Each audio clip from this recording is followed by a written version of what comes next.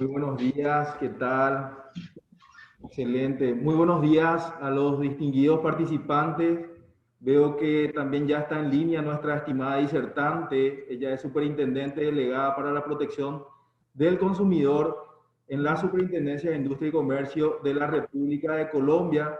Para empezar, me presento. Soy Rodrigo Recalde, el encargado del área de capacitación y comunicación aquí de la SEDECO. Gracias por acompañarnos en esta nueva jornada de capacitación en un espacio de interacción, de formación y educación, en realidad un mundo que nos invita a ser más digitales en un contexto de pandemia y también nos permita compartir este tipo de experiencias a nivel regional e internacional. Nos acompaña de manera virtual nuestro ministro, secretario ejecutivo, el abogado Juan Marcelo Estigarribia López, quien dará algunas palabras de bienvenida. Ministro. Muy buenos días a todos los que se han conectado a nuestra plataforma de Zoom. María Carolina, quiero agradecer porque desde el primer momento nos diste tu apoyo para poder presentarnos hoy esta ponencia. Sabemos que Colombia es un país que muy afecto a los sentimientos del Paraguay, así que te agradezco esa buena predisposición de siempre. También por tu intermedio quiero agradecer al superintendente, el abogado Andrés Barreto, por el apoyo también que le brinda la SEDECO y por sobre todo quiero que esta jornada sea muy fructífera para todos los consumidores y usuarios que están en línea. Así que les deseo una feliz jornada y voy a estar atento también a la presentación. Muchas gracias nuevamente, María Carolina, por toda la buena predisposición y por sobre todo quiero que sepas que aquí desde el corazón de Sudamérica tenés también un amigo para poder realizar cualquier tipo de evento en beneficio del pueblo colombiano, en beneficio de la superintendencia. Muchas gracias. Muchas gracias, ministro, por esas cálidas palabras de bienvenida a este espacio de diálogo que vamos a tener. E igual al doctor Recalde por esta invitación. Muchas gracias, ministro. Gracias, estimada María Carolina. A continuación, una breve reseña del historial profesional de la señora María Carolina Corcione. Es abogada de la Universidad Externado de Colombia, con estudio de maestría de Derecho Privado en la Università degli Studi di Roma Tor Vergata. Cuenta con más de 10 años de experiencia profesional dedicados principalmente a la protección del consumidor, la protección de la propiedad industrial, la competencia y los asuntos regulatorios de mercado. Fue directora de investigaciones de protección al consumidor, momento en el cual lideró el ingreso de Colombia al Comité de Política de Consumo de la Organización para la Cooperación y el Desarrollo Económico, OCDE. Recordamos a los participantes de poner sus dispositivos en mute, por favor. Está habilitado el espacio del chat para las consultas. Al final tenemos un espacio de 5 minutos aproximadamente para compartir algunas reflexiones. Señora superintendenta, el espacio es suyo. Adelante, por favor. Muchas gracias. Voy a compartir mi pantalla, que tengo algunas diapositivas para compartir el día de hoy. Entonces les pido un momento para hacerlo.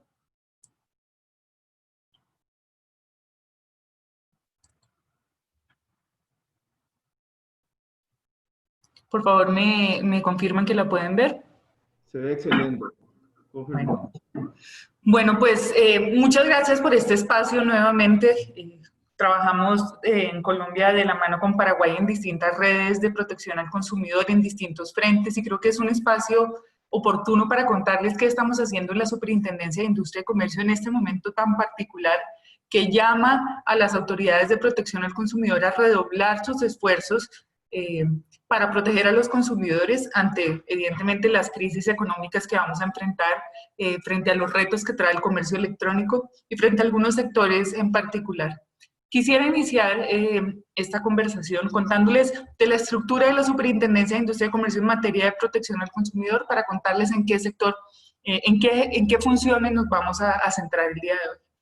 La Superintendencia de Industria y Comercio tiene a su cargo la vigilancia del mercado, la industria y el comercio. Tratándose de protección al consumidor, existen dos delegaturas en su estructura. Existe la Delegatura para la Protección del Consumidor, que ejerce acciones de inspección, vigilancia y control para corregir la conducta de los empresarios cuando hay una vulneración a los intereses y derechos de los consumidores. Entonces, la Delegatura de Protección al Consumidor, en la cual yo actualmente estoy a cargo, protege el interés general y corrige la conducta de los empresarios a través de investigaciones administrativas de carácter sancionatorio. Por otro lado está la Delegatura de Asuntos Jurisdiccionales, en donde una autoridad administrativa, como es la Superintendencia de Industria y Comercio, ha sido investida de facultades propias de los jueces para conocer de algunos temas en particular. Entre ellos, el juez dentro de la superintendencia puede conocer de la acción de protección al consumidor. En este caso, el consumidor que ha reclamado previamente al empresario y quiere resolver su problema particular y concreto y no ha logrado resolverlo a través de esta reclamación, podrá presentar una demanda ante este juez, que es un juez especializado en temas de consumo.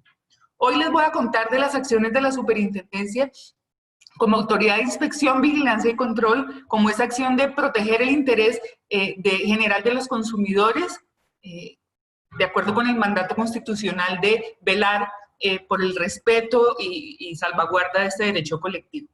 Entonces, con ocasión de la pandemia, hemos tenido algunos retos, y voy a empezar por unos retos para contarles luego qué hemos hecho especialmente. Y creo que este reto lo hemos vivido en todos los países del mundo. Tratándose de servicios turísticos, la ley ha hecho un traslado total de competencias de inspección, vigilancia y control de ese sector a la superintendencia. Vigilamos a los prestadores de servicios turísticos, a los hoteles, a los guías, imagínense toda la cadena de prestadores de servicios, pero no vigilamos a las aerolíneas. Tenemos a las agencias, tenemos a toda la cadena, menos a las aerolíneas. Ahora, ¿qué ocurrió con el aislamiento preventivo obligatorio? Pues el gobierno nacional, investido de estas facultades extraordinarias, dispuso que las reclamaciones que hicieran los consumidores en este momento no darían lugar a la devolución de dinero. Es un punto muy importante a tener en cuenta. No darían lugar a la devolución de dinero, sino que hasta un año después de superada la emergencia sanitaria, se le podría restituir a los consumidores en servicios, ese valor cancelado en voucher de servicios. Esto ha generado gran inquietud entre los consumidores de cómo se va a hacer efectivo, más cuando hoy, 1 de septiembre, se da la reapertura económica. Hay un aislamiento selectivo. Discúlpenme. Oye, alguien como que se me hiciera una pregunta. Voy a continuar entonces. Hoy, 1 de septiembre, inicia, digamos, la reapertura, ya hoy salen los primeros vuelos.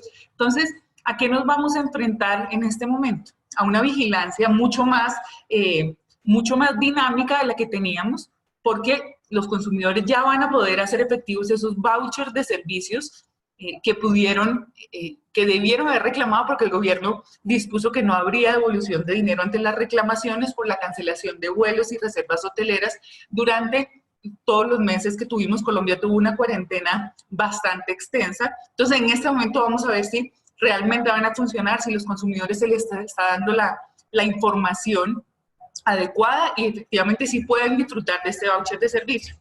Adicionalmente, tenemos otro problema que es una realidad que vivimos en las playas colombianas, donde hay asentación de población raizal que se toma el espacio público.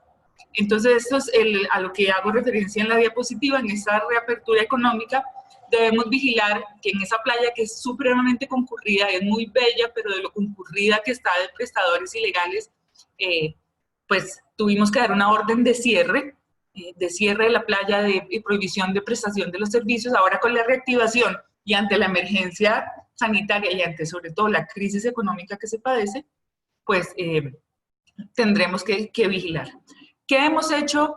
¿Qué estamos haciendo en este momento? Hicimos unos requerimientos de información a varios de los prestadores de servicios turísticos para ver cómo van a implementar o qué están haciendo frente a la redención de estos vouchers.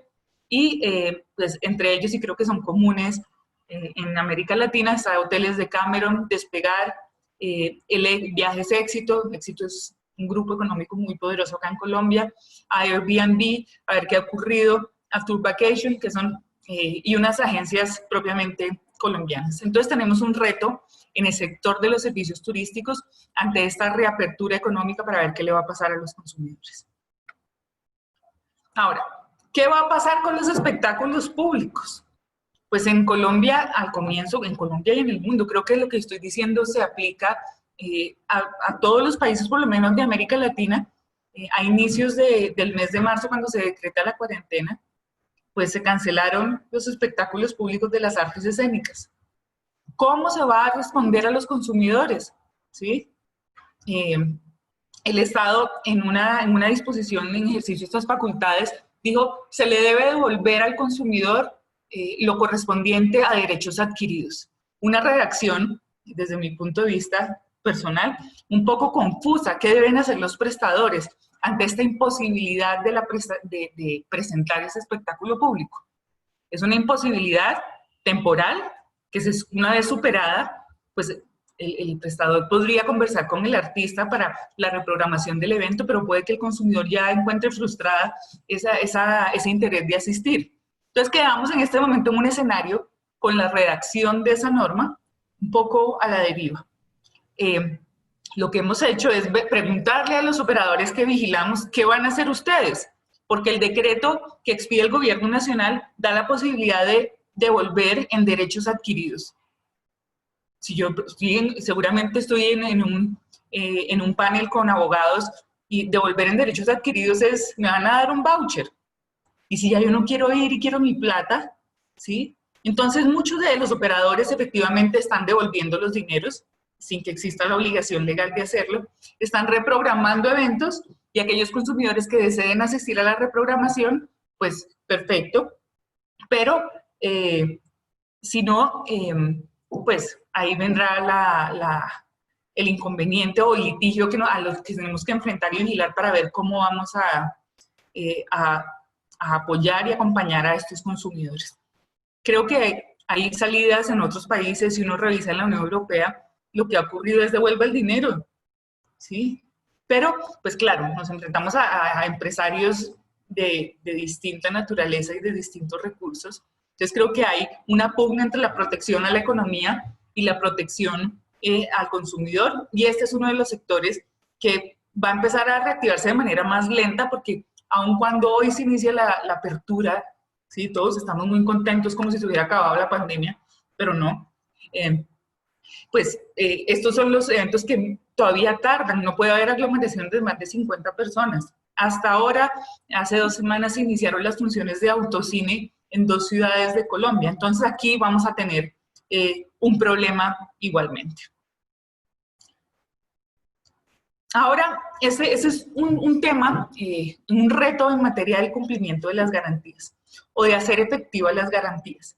Esto fue una pelea que se dio la Superintendencia para proteger al consumidor, porque imagínense ustedes que compran un electrodoméstico durante la cuarentena, hay un problema de calidad del bien y no pueden desplazarse para hacer efectiva la garantía, porque las obligaciones que trae el estatuto dice el consumidor debe poner a disposición del empresario el bien para que se realice la reparación, el cambio o la devolución del dinero.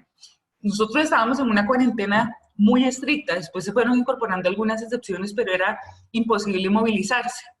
A lo que la Superintendencia de Industria y Comercio llamó a la puerta del Ministerio de Comercio. Yo les voy a pedir excusas un momento, que hay una puerta que hay mucho ruido en el... Ok, perfecto.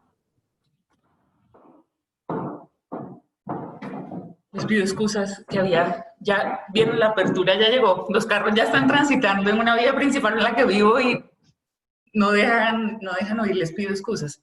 Entonces, retomando el tema de la efectividad de la garantía, la Superintendencia abogó por los consumidores y dijo, Gobierno Nacional, ¿sí? Suspenda el término de la garantía, amplíelo. O sea, pues realmente suspenda lo que origina es una ampliación de ese término ante la imposibilidad de movilización del consumidor. A lo que el Gobierno Nacional prestó atención y se expidió un decreto, el decreto 686 del 22 de mayo de 2020, que suspende los tiempos de garantía, que van corriendo.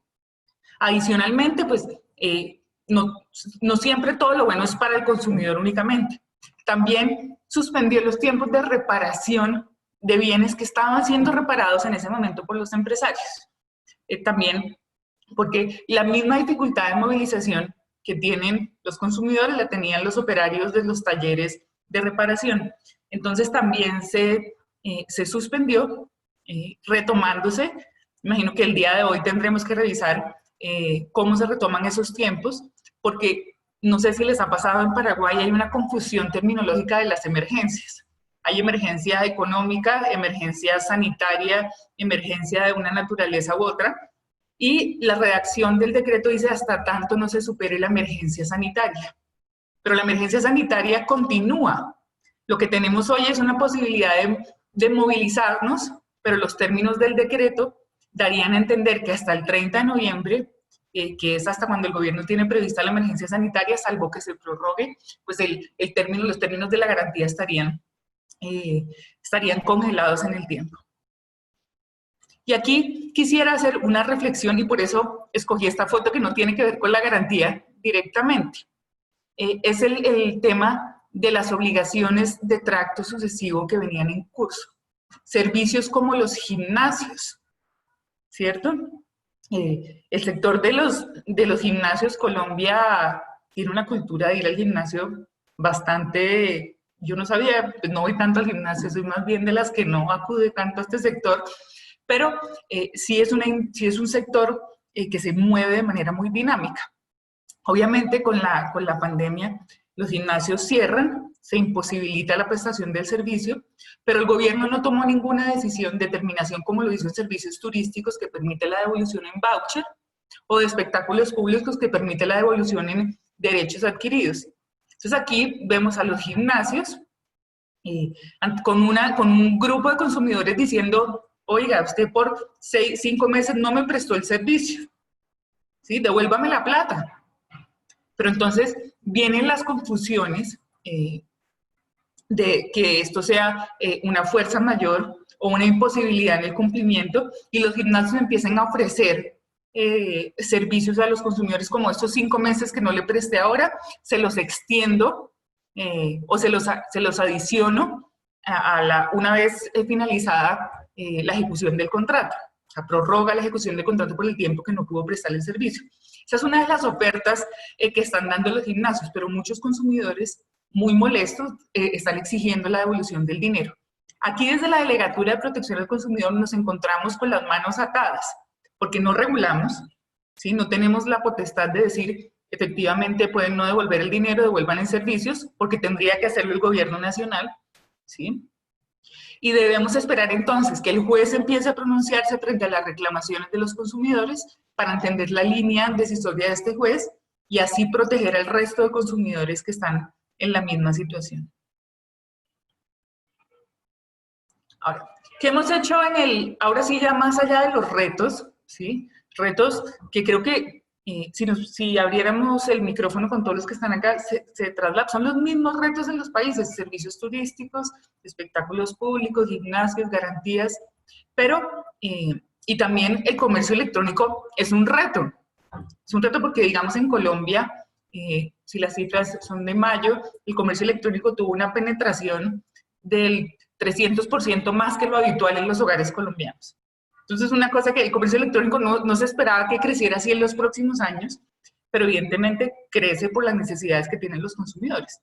Y ya no son necesidades únicamente de artículos de lujo que queremos comprar o de prendas que queremos vestir para determinadas ocasiones. No, ya compramos el mercado, compramos los alimentos preparados que vamos a consumir, compramos una serie de bienes que usualmente no hacían parte de las compras que se hacían a través del comercio electrónico.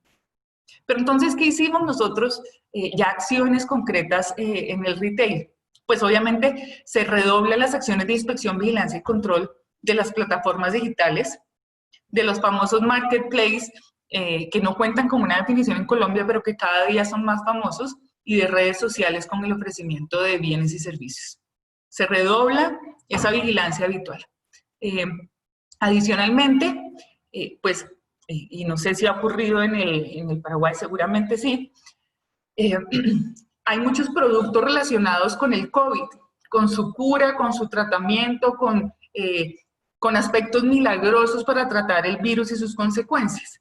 Entonces, lo que hicimos también en esta verificación de las plataformas de contacto, de las plataformas que proveen ese servicio a través del comercio electrónico, fue ordenarles el retiro de anuncios y publicaciones relacionadas con este tipo de productos cuyas proclamas no corresponden a la realidad y dan falsas esperanzas a los consumidores.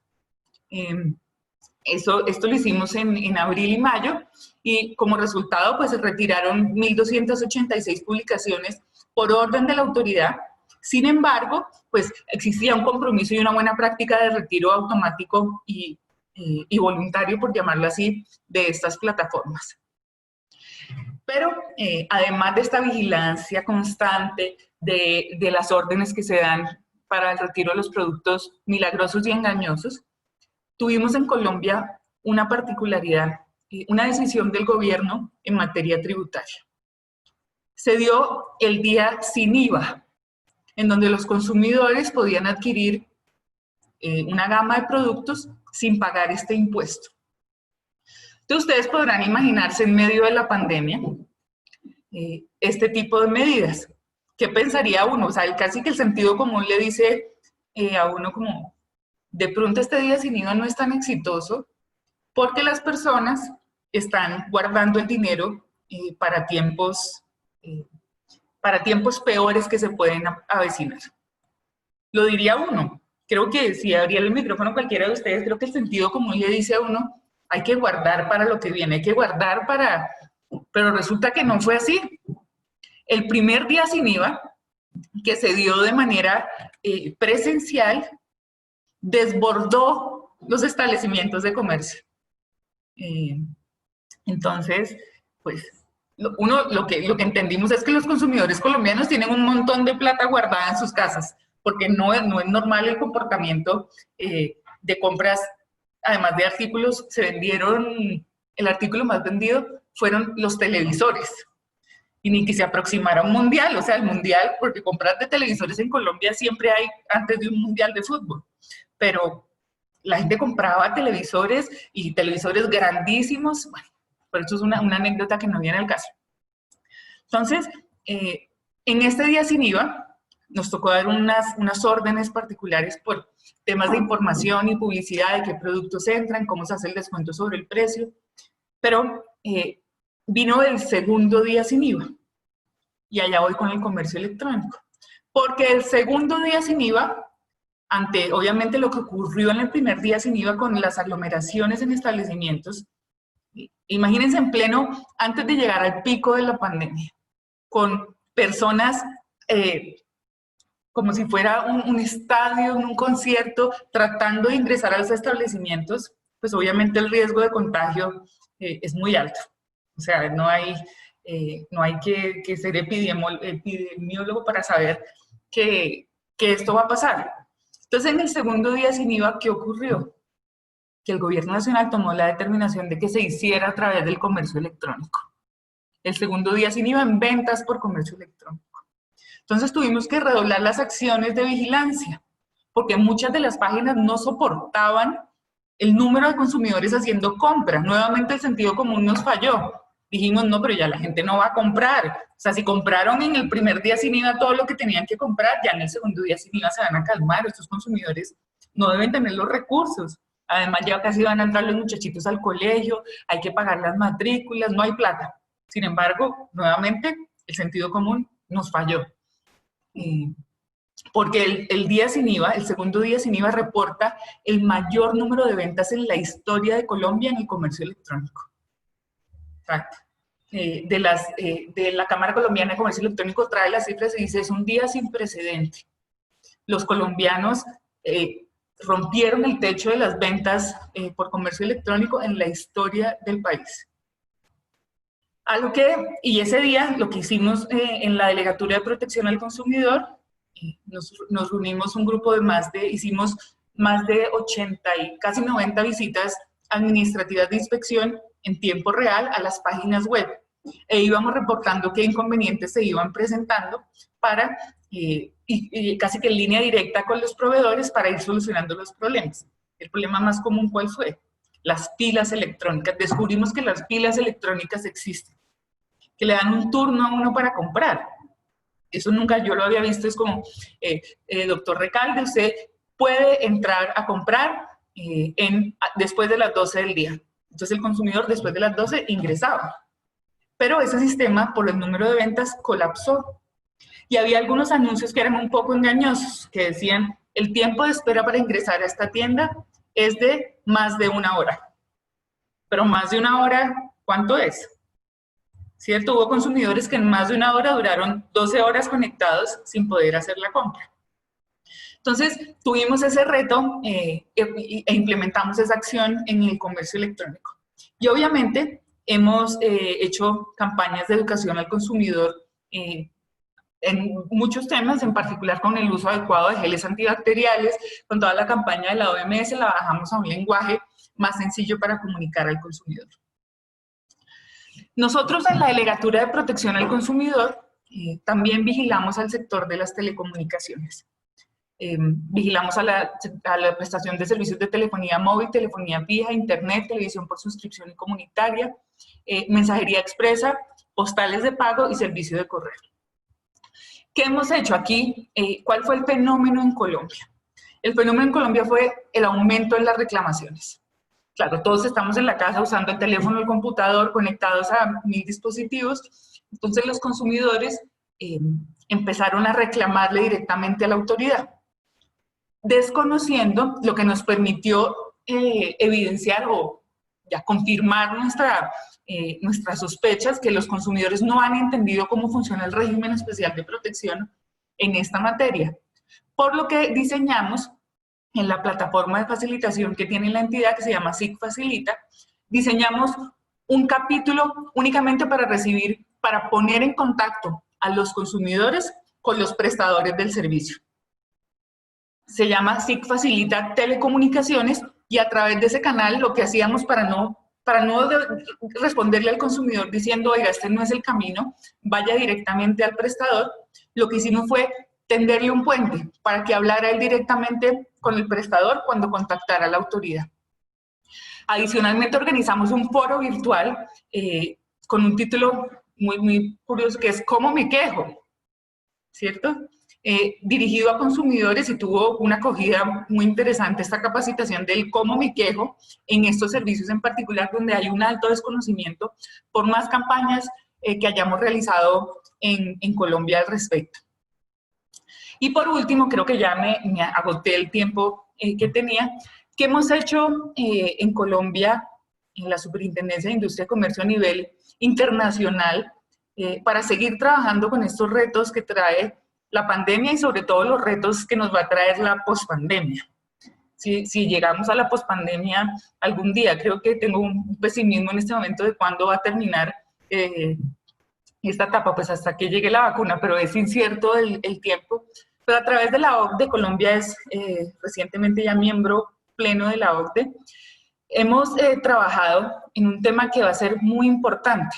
O sea, más allá de las campañas de seguridad de productos en materia de juguetes seguros, tenemos los ojos puestos en la aplicación de medidas legislativas para la cooperación en la protección del consumidor de forma transfronteriza.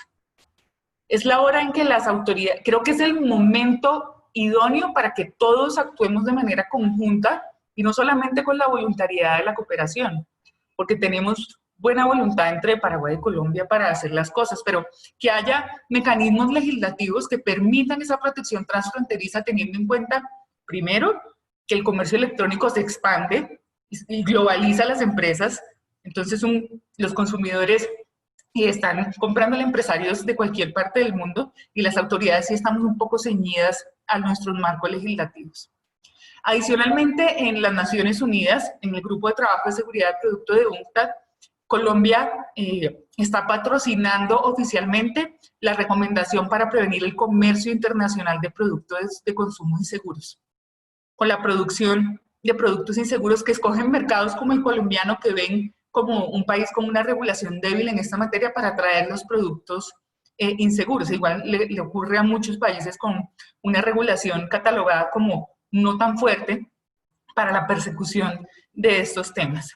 Ahora, a nivel de ISPE, Colombia, la superintendencia con la Federal Trade Commission de los Estados Unidos, está actualmente liderando el grupo de trabajo que va a trabajar, en la redundancia, en los retos de la protección al consumidor en los tiempos del COVID. Y estamos también ya en los últimos pasos para hacer parte de la plataforma econsumer.gov que permite ese flujo de denuncias de consumidores en distintos lugares para conectarlos con los empresarios que estén en Colombia o los consumidores colombianos que se vean afectados por empresarios en otras partes del mundo. Pues en el PIAR hemos estado apoyando los requerimientos de información, comentarios a diferentes proyectos en el tema de influenciadores recientemente, y en la Red de Consumo Seguro y Salud de la OEA hemos estado participando en los diálogos relacionados con el COVID-19 y pues estaremos ya próximamente y esperemos asumiendo la administración del portal el Sistema Interamericano de Alertas Rápidas para seguir trabajando con este tema de la protección transfronteriza en todos los temas, en particular en seguridad de producto. Con esto culmino mi presentación, o más bien esta conversación en donde les he narrado qué estamos haciendo en Colombia, cuáles son los retos que presenta la Autoridad de Protección al Consumidor, invitándolos a que trabajemos en cualquier iniciativa conjunta que se pueda llegar a presentar, porque creo que los temas se repiten y los consumidores están pasando por las mismas dificultades en todos los países. Muchas gracias.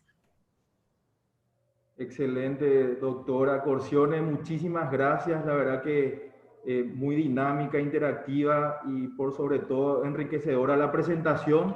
Una realidad mundial, lo que usted acaba de mencionar. Gracias por dejarnos conocer un poco más y aprender sobre las gestiones que está realizando la Superintendencia de Industria y Comercio en materia de protección al consumidor. Nos ayuda como institución muchísimo también eso. He anotado varias cuestiones.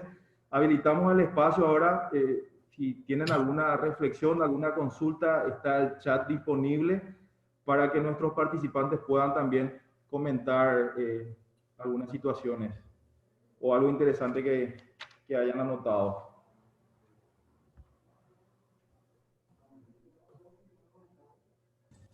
Excelente la ponencia. Saludos. Gracias, saludos.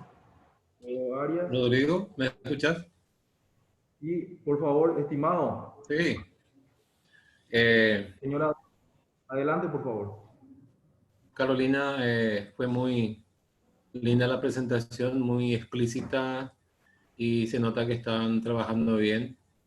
Y lo que es muy jocoso fue la venta de TV sin que haya ninguna Copa Libertadores en finales ni Copa Mundial, entonces eso fue muy jocoso, ¿verdad?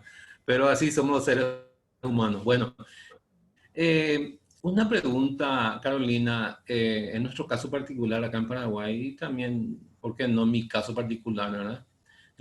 El tema de educación, el tema de los ministerios en plena pandemia, que fue prácticamente prohibido o a través de un decreto presidencial fue suspendido. Pero muchas veces hay padres que perdieron su trabajo o hay padres de familia que ganan menos, las mensualidades de los colegios son altas, también algunos padres pagan por todo el año, pero las clases prácticamente en mayo ya se suspendieron. El ministerio estableció una situación en que se podría hacer en forma virtual, pero todos sabemos que Sudamérica y también acá en Paraguay, por supuesto, no escapa de todo lo que es el tema de Sudamérica, el tema de comunicación virtual y compañía, y cada casa en particular también, el tema de internet y compañía, todo el soporte técnico que debe tener todas las casas para tener una educación virtual. Entonces, mi pregunta es, ¿cómo Colombia manejó el tema de educación durante la pandemia, el tema de pagos, el tema de internet en cada casa, el Ministerio de Educación de Colombia, qué camino tomó? Porque aquí hasta hoy se sigue discutiendo, hasta hoy hay situaciones no claras con relación al pago, se hizo manifestaciones. Entonces, es una situación que en toda la educación, tanto primaria como secundaria y también terciaria, tuvo su situación muy particular, ¿verdad? Yo quería ver un poco en Colombia cómo se manejó eso, si es posible. Claro, cómo no. En materia de servicios de telecomunicaciones, al inicio de la pandemia, Adolfo, se tomaron unas determinaciones para cierto sector de la población que tuvieran unos planes muy económicos en un sector, por llamarlo, menos favorecidos. En Colombia tenemos un sistema bien antipático de estratos sociales, entonces los estratos menos favorecidos se tomó unas determinaciones de descuentos y facilidades en el pago de los servicios para lograr la continuidad de la prestación. Eso por un lado. En materia de educación, la superintendencia hizo esas mismas reflexiones al Ministerio de Educación. Dijo, ¿qué va a pasar estos pagos? Porque nunca se ha suspendido la educación, los servicios de educación continuaron de manera virtual, siguen de manera virtual, pero lo que sí se hizo fue la prohibición de cobros que no correspondieran únicamente a la pensión de los servicios de educación. Es decir, servicios como alimentación, transporte, actividades extracurriculares, que venían todos empaquetados en la prestación del servicio y el niño pues no estaba pudiendo disfrutarlos. Entonces, esos cobros en este momento no se pueden hacer. O sea, los costos asociados al servicio de educación, únicamente el servicio de educación es el que se debe cancelar. Pero de resto no ha habido ninguna otra determinación del gobierno, solo que pues hay estos descuentos que sí resultan aliviando un poco el bolsillo de los padres, pero el servicio de educación se sigue cobrando normal. Excelente, muchas gracias, estimada doctora. Nos quedan menos de un minuto, así que me gustaría nuevamente agradecerle por la predisposición, que es el primer correo que usted me manifestó desde Paraguay. Estamos aquí, como dijo el ministro Juan Marcelo Estigarribia, también abiertos a elaborar políticas públicas en beneficio de nuestros consumidores.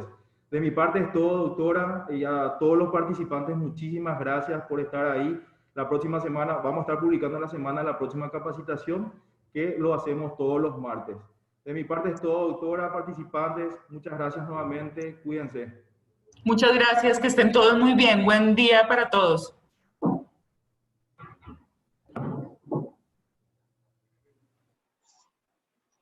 Muchas gracias, saludos desde Guatemala, feliz día. Muchísimas gracias.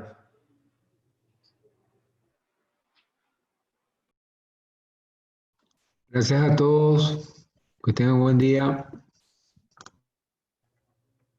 Gracias, ingeniero. Muchas gracias a todos. Buen día para todos también. Estimada Rosa, muchas gracias. Gracias, compañeros, por la invitación. Que tengan un buen día también. Muchísimas gracias, estimada Mirta. Felicitaciones a la SEDECO. Muchas gracias a Rodrigo, al ministro y a todo el equipo. Excelente la presentación. Estimado Diego, muchas gracias. Muchas gracias a todos, muy lindo el mensaje, aprendimos mucho, gracias por todo. Excelente, estimada Sonia, gracias. En breve se corta, nos vemos.